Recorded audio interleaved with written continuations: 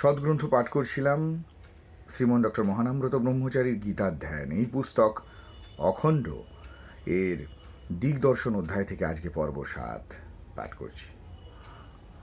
মনে করুন কোনো মানুষ হাসিল, একজন লোক হাসির কারণ খুঁজিল, অপর একজন হাসিবার সময় তাহার মুখের কোন কোন মাংসপেশীর কিরূপ স্পন্দন হইল তাহার সূক্ষ্ম হিসাব নিকাশ করিল। জন্মান্তরবাদ গতানুগতিক কারণ খুঁজিয়াছে, জন্মান্তরবাদ গতাগতির কারণ খুঁজিয়াছে, অভিব্যক্তিবাদ গতিবেগ ও উত্থান পতনের মাপযোগ করিয়াছে। এই পার্থক্য। বিজ্ঞান মতে খনিজ, বনজ, মেরুদণ্ডহীন, মেরুদণ্ড বিশিষ্ট প্রভৃতি স্তরের মধ্য দিয়া বহু ঘাত প্রতিঘাত পাইয়া মানব দেহ সৃষ্ট হইয়াছে।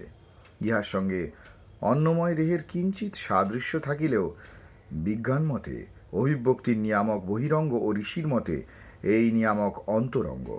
এই পার্থক্য সুস্পষ্টই।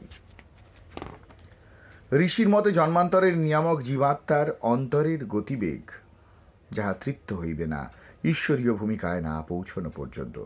গীতাকার বলেন, জীব ঈশ্বরে স্বধর্মতা লাভ করিবে মম সাধর্ম মাগতা। এই ঈশ্বরীয় তুল্যতা লাভের লক্ষ্যভূমিতে পৌঁছিতে পথে উঠানামার মাধ্যমে আত্মবিকাশের ইতিহাসই অভিব্যক্তি। পাশ্চাত্য বিজ্ঞান এই ঈশ্বরীয় ভূমি প্রাপ্তির মৌলিক প্রেরণাটিকে নিরালা বাদ দিয়া শুধু দেহের অভিব্যক্তির কথাই বলিয়াছে।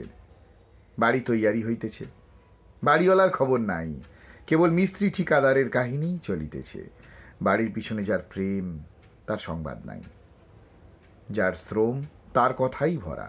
বিজ্ঞানের অভিব্যক্তির কথা মরফোলজিক্যাল, ঋষির জন্মান্তরের কথা মেটাফিজিক্যাল। প্রত্যেক সার্থক নির্মিতির পেছনে থাকে একটি ধ্যান, একটি প্ল্যান, আর সামনে থাকে কন্ট্রাক্টরের আয়োজন।